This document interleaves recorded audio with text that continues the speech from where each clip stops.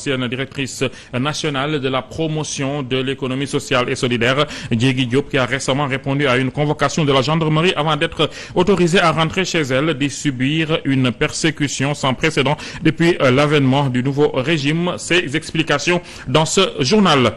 La presse dans tous ses états, un secteur à problème depuis un certain temps. Parmi les plus touchés, les quotidiens qui n'arrivent plus à vendre. Le constat chez les vendeurs de journaux qui évaluent la baisse de la vente à environ 80%.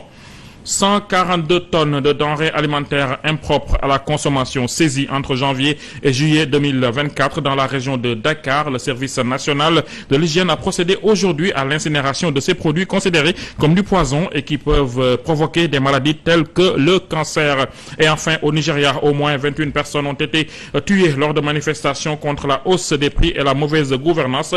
L'ONG Amnesty International, qui donne l'information, fait savoir que les manifestations qui ont débuté jeudi dernier ont été réprimés par la police qui a tiré à balles réelles. Voilà pour les titres. Le développement, c'est dans un instant.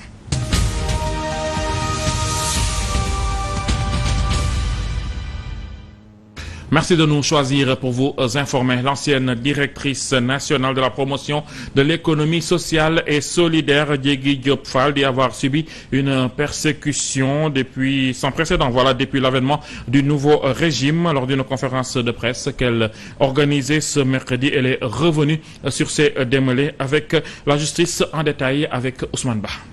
Il assume ouvertement ce qu'il est, sa profonde identité. Un pouvoir dictatorial émergent. Voilà comment Diégui Diop qualifie déjà le nouveau régime. En effet, l'ancienne directrice nationale de la promotion de l'économie sociale et solidaire se dit déjà victime politique du magistère de Bassirou Diomaye Diakhar Faye. J'ai été victime de persécutions, de harcèlement, de dénigrement mensonger et d'un acharnement politico-administratif rarement vu au Sénégal. Une persécution qui, selon elle, résulte de son intervention salée sur les 100 jours du nouveau régime dans RFM Matin le 24 juin dernier. Le 25 juin, le lendemain, je reçois la lettre de la mise en demeure avec le sort confidentiel par mon ministre. Le 25 juillet 2024, je reçois un huissier de justice chez moi qui me demande le PV de passation par voie d'huissier dans les 48 heures. Le 5 août 2024, je suis auditionné à la gendarmerie de recherche de Keur Massar de 11h à 19h25. Sur la plainte du ministère, représentée par son secrétaire général, M. Gorgui Ndiaye, dont l'objet était recel de documents administratifs. Selon Diégui Diop, toutes ces actions menées contre sa personne n'ont qu'une finalité, celle de briser son élan d'opposante au régime. Mais ce que j'ai vécu est hors de ce champ. J'ai été simplement une victime. Oui, victime d'un acharnement sauvage, visant à m'humilier, à me briser. Ainsi, elle appelle ses camarades à rester fermes dans leur position et à combattre toute forme de musellement politique. Ousmane Ba, en bref, l'interpellation du ministre de l'Assainissement par le député Abdou Mbow sur la gestion des deniers publics a fait réagir son collègue Guy Marius Sagna. Le parlementaire s'est dit surpris de voir une telle publication, rappelant que le président du groupe parlementaire, Benno Bokk Yakaar, n'a publié aucun de ses 8 rapports trimestriels alors que le règlement l'y oblige. Dans sa lettre, Guy Marius Sagna rassure son collègue et dit, lui dit, voilà, je cite, le gouvernement doit rendre compte, il rend compte et va continuer de rendre compte et dans cette perspective va vous répondre. Mais monsieur le président du groupe parlementaire Benno Bokk Yakaar, à quand le compte rendu de l'Assemblée nationale? Fin de citation.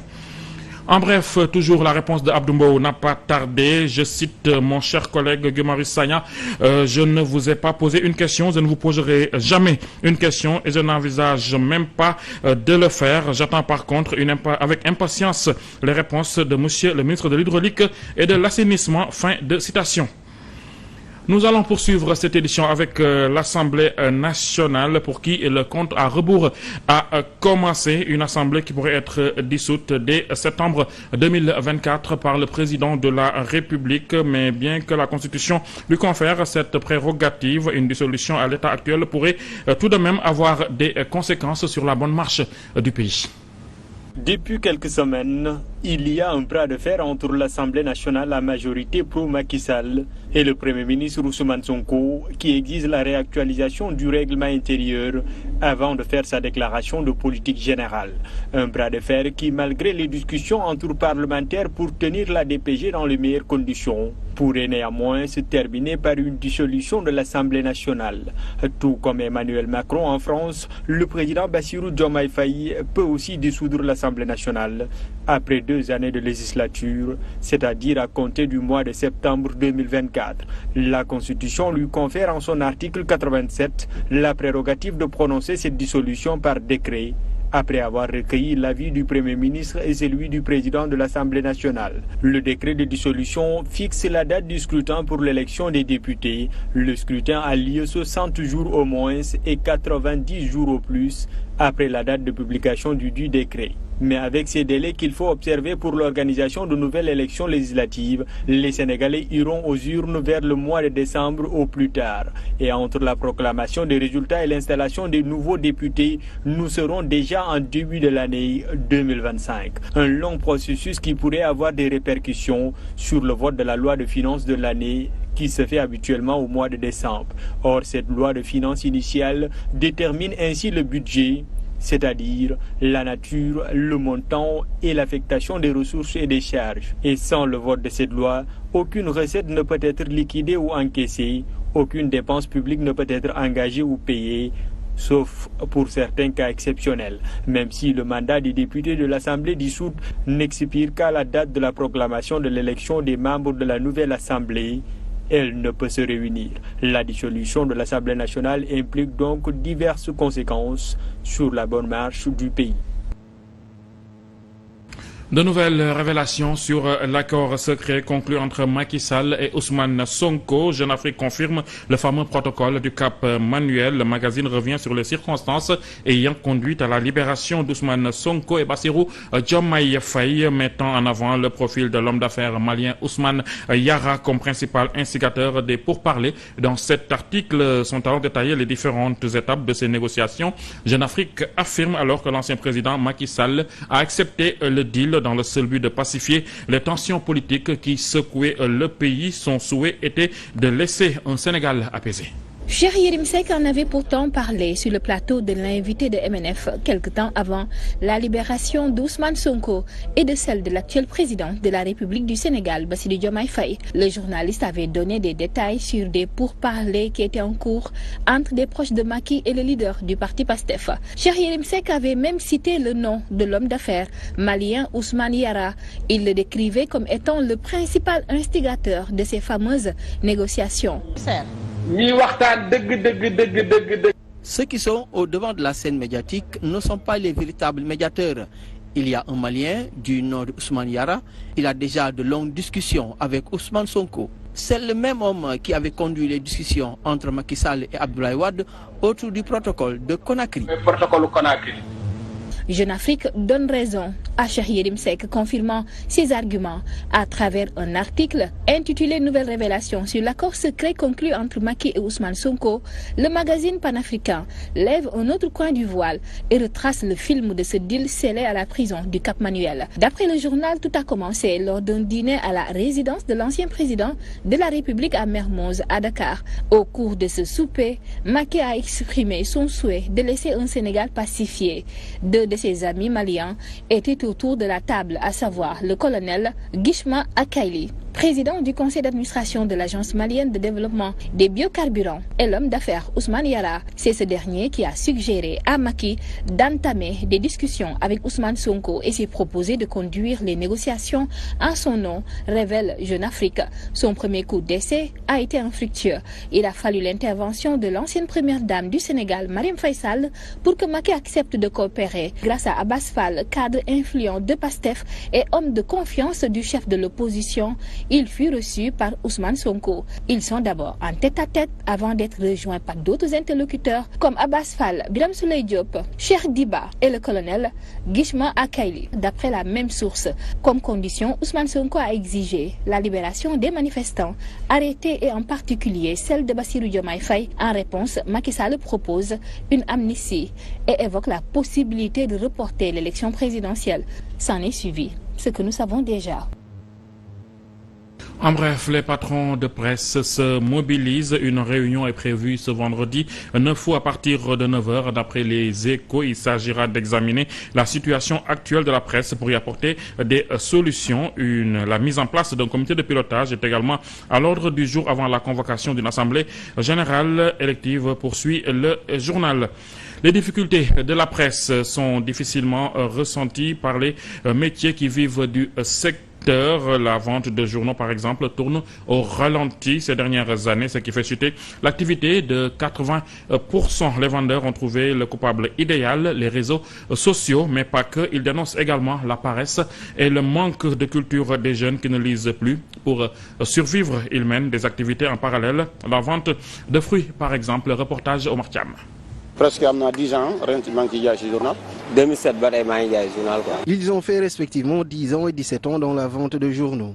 Au fil des années, le commerce qui nourrissait jadis son homme n'offre plus que des miettes. Le mode de vie de la nouvelle génération et les nouvelles technologies participent à la dégringolade du secteur. Je l'ai fait uniquement pour mes abonnés. Les sites internet et la nouvelle génération qui ne vit que pour les réseaux sociaux ont tué le business. Il m'arrive d'avoir un restant entre 20 et 30. Nous vendions jusqu'à 13 000, mais maintenant c'est entre 2 500 et 3 000. Leurs chiffres qui font comme de la glace sous le soleil poussent à une élaboration d'un nouveau business plan. Pour ce vendeur établi à côté de l'hôpital Fann, la vente de fruits aide à combler les pertes. C'est grâce aux bénéfices générés par les fruits que j'arrive parfois à payer mon fournisseur de journaux. Ce vendeur, Sia Sam, en revanche, se rabat sur la vente de café et des sachets d'eau. Il ne s'en cache pas. Sans ses petites activités parallèles, il serait au chômage. Heureusement que j'ai fait des activités en parallèle. Sinon, j'aurais dit au revoir au business. Les autres vendeurs te diront la même chose. La tenue d'un quotidien nécessite d'énormes efforts financiers. Cela dit, depuis la période de Covid-19, les entreprises de presse suffoquent. Stade et Sunulombe ont fermé boutique. D'autres risquent de suivre en raison de la rupture des contrats de publicité et ou des dettes colossales. Vendu en moyenne à 100 francs l'unité, le journal papier risque de disparaître. C'est en tout cas la crainte des vendeurs et des lecteurs. La situation de la presse préoccupe le forum du justiciable. Babacar Ba invite le gouvernement à engager des discussions avec les acteurs du secteur pour trouver une issue heureuse à cette situation et des solutions durables. C'est conscient du rôle important de la presse dans l'expression plurielle, le débat public et dans la promotion et le renforcement de la démocratie que le forum du justiciable invite les autorités étatiques à engager sans plus tarder des discussions avec les éditeurs de presse. Décrété depuis hier pour non-paiement d'arriérés de primes et d'heures supplémentaires, les 72 heures du SAMU national sont respectées à 95% par les agents du service. L'information est donnée par le syndicat des travailleurs des services d'assistance médicale d'urgence. Tous les services ont été paralysés, excepté les urgences. Voilà, effectivement, on a démarré le mouvement depuis pratiquement hier. Et qui est en cours jusqu'à demain, et c'est 72 heures. Alors, donc aujourd'hui, je peux dire la grève elle est bien suivie à 95%. On a reçu depuis ce matin 5 appels qu'on a reçus à la régulation. Donc tout est bloqué actuellement du côté de l'aéroport est bloqué au niveau du CICAD. On a une couverture médicale aussi, là-bas aussi c'est bloqué. Donc pratiquement tout est bloqué, même dans les régions c'est pareil. Extrême urgence, jusqu'à présent on n'a pas encore reçu d'extrême urgence. Mais si jamais on en reçoit, on va y aller, comme on l'avait dit.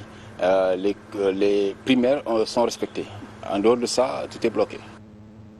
Le service national de l'hygiène a procédé aujourd'hui à l'incinération à la décharge d'ordures de Mbeubeus de 142 tonnes de denrées alimentaires impropres à la consommation saisies entre janvier et juillet 2024 dans la région de Dakar. La consommation de ces denrées peut entraîner des intoxications alimentaires pouvant même causer le cancer, a expliqué le chef du service national de l'hygiène, le médecin-colonel Maodo Malik Diop, a aussi assuré que la loi sera strictement appliquée aux contrevenants. C'est un reportage de Bakary Cissé.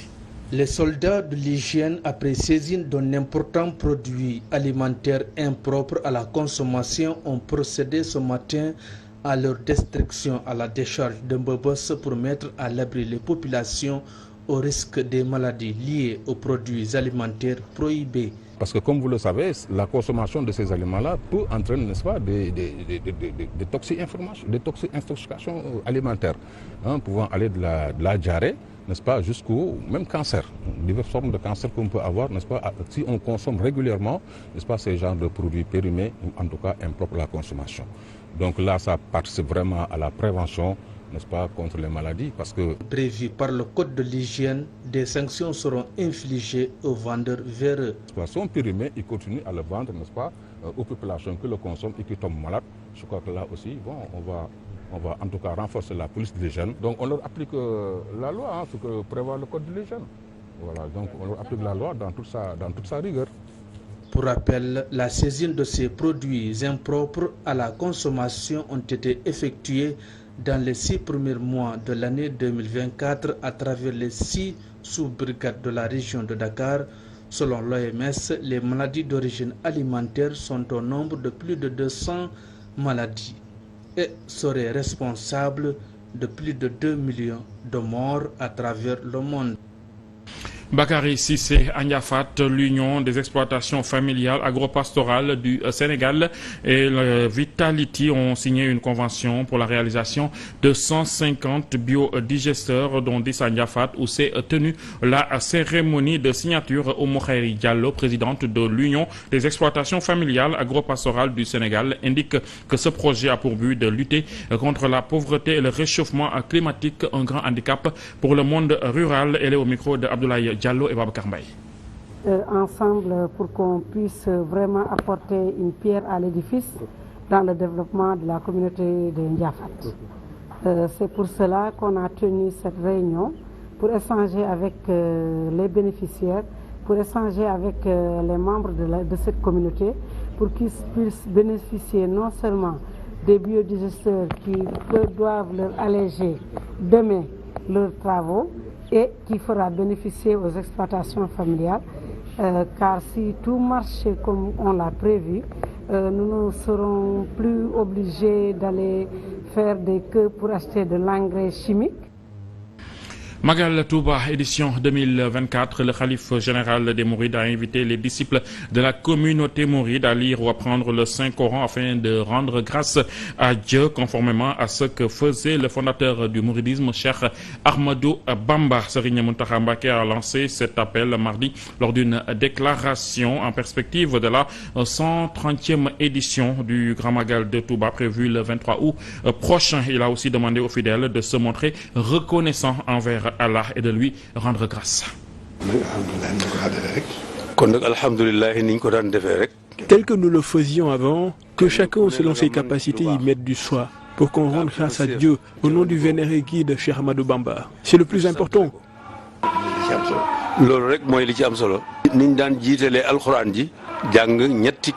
Commencez par le Coran, comme d'habitude, en le récitant entièrement à 3 reprises. À défaut, le faire à une seule reprise. Réciter les Khassaïd aussi, et faire de notre mieux en termes de nourriture pour la célébration du Magal.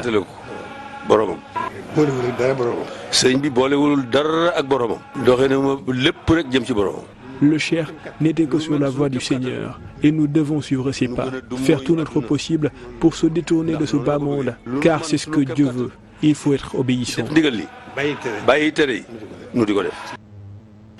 Pape Banda Gaye, un peu plus loin à Louga, les mourides de la capitale du Ndiambour ont célébré le début du mois sacré de Safar avec une ferveur remarquable à l'occasion du premier jour de Safar célébré hier. Des milliers de fidèles se sont rassemblés pour participer à des séances de récitation de Khassaïd et offrir un festin aux disciples. Cette journée qui marque également le début de la célébration du Magal de Touba est un moment de partage et de fraternité pour toute la communauté mouride.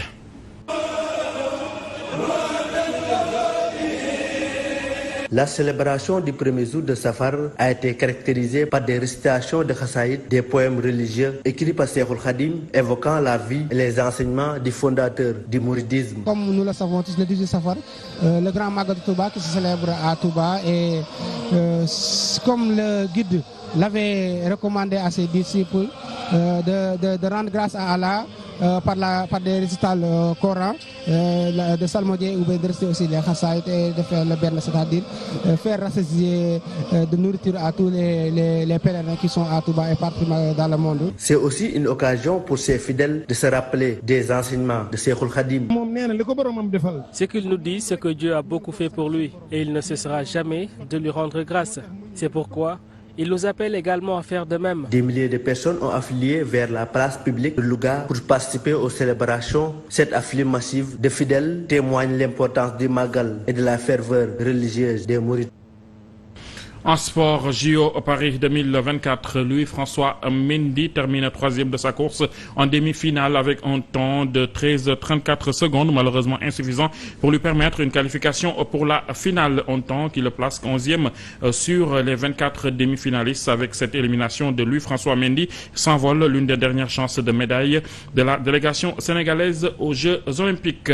Actualité hors de chez nous, au moins 21 personnes ont été tuées lors de manifestations contre la hausse des prix et la mauvaise gouvernance au Nigeria la semaine dernière. C'est ce qu'a déclaré l'ONG Amnesty International. Un précédent bilan de l'ONG la semaine dernière faisait état d'au moins 13 morts. 7 autres personnes ont été tuées à Kano et une autre à Azaré, deux villes du nord du pays. 6 personnes ont été tuées dans la ville de Soulera, près de la capitale Abuja, 4 à Maïdougouri, voilà, et 3 à Kaduna jeudi, avait écrit Amnesty dans un communiqué publié sur les réseaux sociaux.